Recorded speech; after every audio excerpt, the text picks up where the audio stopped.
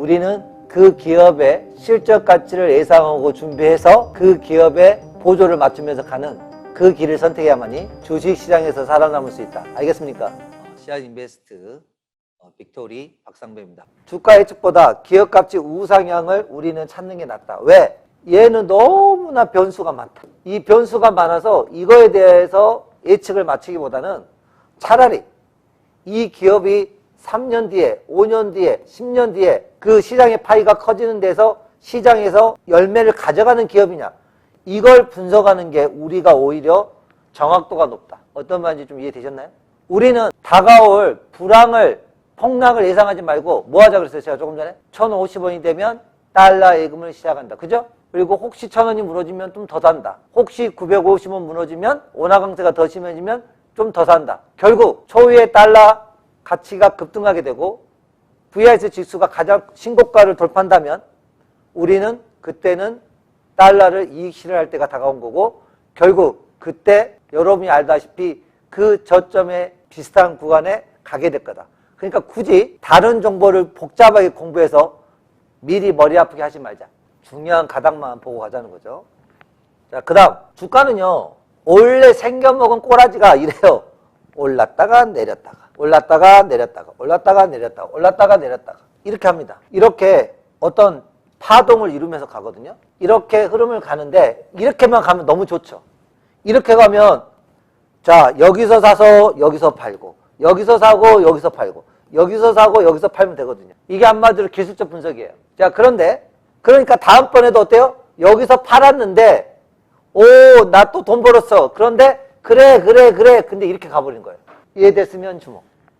이게 어려운 거예요. 이렇게 가버린다니까요. 반대로 여기가 저점이라고 샀는데 이렇게 떨어지는 거죠. 다수가 올라갈 거라 생각하면 내려가고요. 다수가 고점이라고 생각하면 올라가는 경향이 있다니까요. 희한합니다.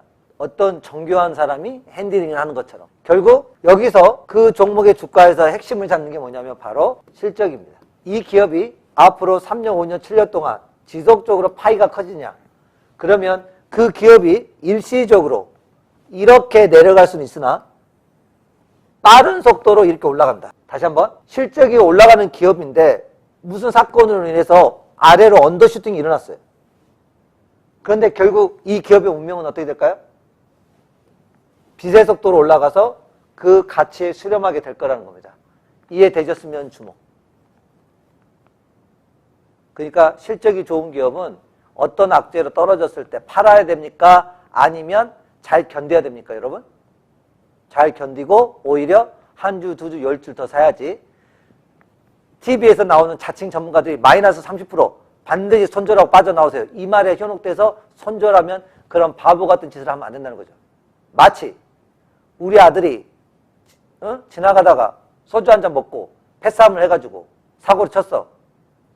그러면 여러분들 자식 버릴 거예요? 아니죠. 그날은 어떤 이유로 홧김에 한번 싸울 수도 있는 거죠. 그죠? 그럼 앞으로 어때요? 잘 달래가지고 그러지 않도록 하고 좋은 경험했다고 하고 그러면서 잘 달래서 어때요? 그 아이와 함께 좋은 방향의 관계를 회복해야 되죠. 맞나요?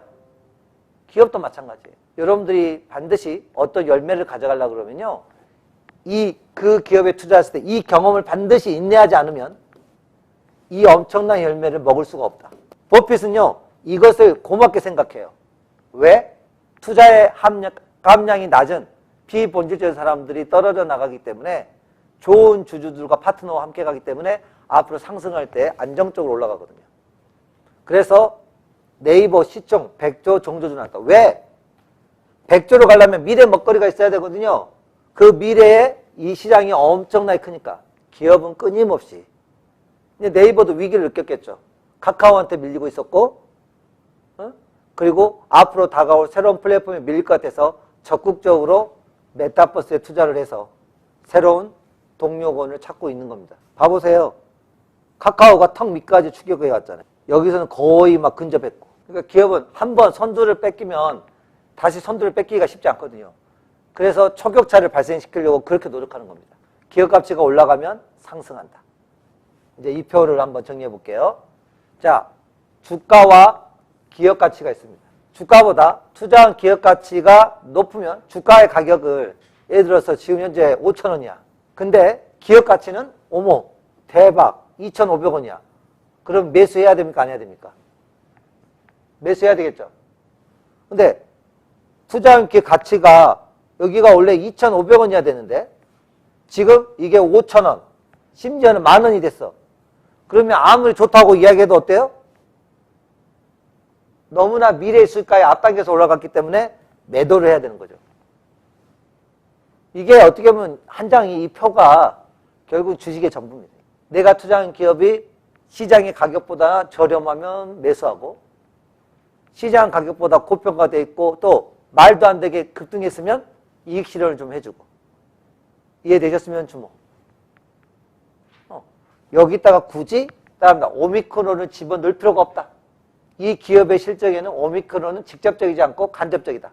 우리가 봐야 될 것은 뭘 봐야 된다? 기업의 미래의 파이가 늘어나느냐 그리고 실적이 우상향하느냐 거기에 더 집중해야 된다. 아셨죠? 러시아 우크라이나 전쟁에 목에 빠지지 마시고 결국 그것 또한 지나가리라. 역사가 그렇게 증명을 했잖아요. 사스, 메르스 다 지나갔습니까? 안 지났습니까? 그 무서웠던 코로나도 지나갔고 이제 오미크론으로 이야기를 하고 있습니다. 그죠? 그러면 내년쯤 되면 내년 가을쯤 되면 오미크론이 그때도 이름이 유지되고 있을까요? 아마 또 다른 이제 아프리카 하니까 나는 남미가 하나 생길 것 같아요. 남미 여러분. 남미에서 뭐가 하나 터질 것 같아요. 이제. 남미발 코로나가 뭐가 하나 터질 것 같아요. 여러분. 끊임없이 여러분들을 7차까지 마실 겁니다. 자 이제 가볼게요. 또 하나 여기 시소를 보여드렸네. 이 시소란 그림을 왜 보여드렸을까요? 근데 이 언니가 엄만 같아. 딸을 확 해가지고 좋다고 웃고 있네. 이렇게 장난 심하게 치면 안 돼. 이게 다치면 어쩌려고. 주가와 기업 가치는요. 이게 일치되는 것은 잠깐입니다. 일치되는 지점은 잠깐이고요. 결국은 아래이거나 위거나 이 둘 중에 하나가 더 많은데 실질적으로 주가는요. 아래쪽에 있어서 머무는 경우가 80%입니다. 그리고 위쪽에서 움직이는 구간은 상대적으로 적다고 보시면 돼요. 그런데 우리는 여기에서 짧은 시야로 샀다 팔았다 하면서 마이너스 10%, 마이너스 20%에서 자꾸 손절하는 방법을 사용하죠. 이 방식은 그렇게 권하고 싶지 않습니다. 결국은 우리는 좋은 종목을 매달 적립식으로 골고루 사서 모아가서 결국 이렇게 진동이 있을 때마다 이 아래 구간에서 우리는 매수하고 매수해가지고 이 양을 늘려가야죠. 자, 이렇게 모아놨더니 결국 어떻게 돼요? 이렇게 올라가더라는 거죠. 이렇게 됐을 때. 결국은 이때 급등할 때도 그냥 올라가는 게 아니라 이런 식으로 올라간다는 거죠. 그냥 쉽게 올라가지 않습니다. 자, 주가, 적정 주가 가치. 이 적정 주가일 때는 이런 국면이 있는데 이런 국면은 주식시장에서 상당히 오래 가지는 않습니다. 그래서 우리가 분석을 했을 때 주가는 주가보다 이렇게 되면 갭이 있죠. 주가는 5,000원, 지금 주가는 5,000원, 가치는 25,000원. 그러면 여기서 2만 원이 발생되죠. 그 2만 원을 매수할 때 우리는 안전마진이 발생했다고 하는 겁니다.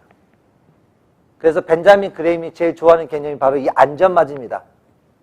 한마디로 그 손자병법에서 이런 말 있죠. 선승구전. 싸우기 전에 이겨놓고 싸운다. 이게 선승구전이죠. 투자해서 이겨놓고 싸운다. 그게 바로 급락했을 때, 작년 코로나처럼 말도 안 되는 대중의 공포에서 묻지마 폭락이 일어났을 때 이때는 각 종목별로 안전마진이 극도로 발생되는 구간이다. 그래서 우리는 달러 적금을 어느 시점에 들어서 그 달러가 한꺼번에 매도하면 달러 고점을 못 맞춰요. 그러면 자 달러 고점이 몇 년도에 고점을 돌파했으면 한 30% 팔고 또 며칠 지났는데 또 추가로 올랐다면 또 팔고 그리고 이거 IMF 수준으로 터졌다 그러면 그때는 다 던지고 이해됐습니까? 이해 안 됐습니까?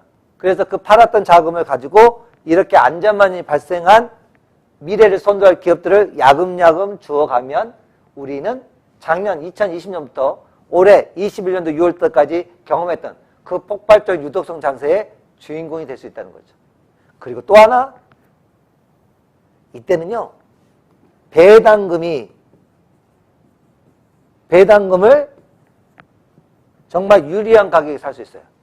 주가가 저렴하기 때문에 환산을 하게 되면 배당금을 많이 받을 수 있는 조건이 주어진다는 겁니다. 그리고 여기 보면 가치는 5,000원인데 주가는 5만 원이야. 그러면 이때는 버블이 형성됐기 때문에 팔고 나와야죠. 누가 50만 원 간다는 말을 막 터뜨려요. 누가 막 30만 원 간다고 터뜨려요.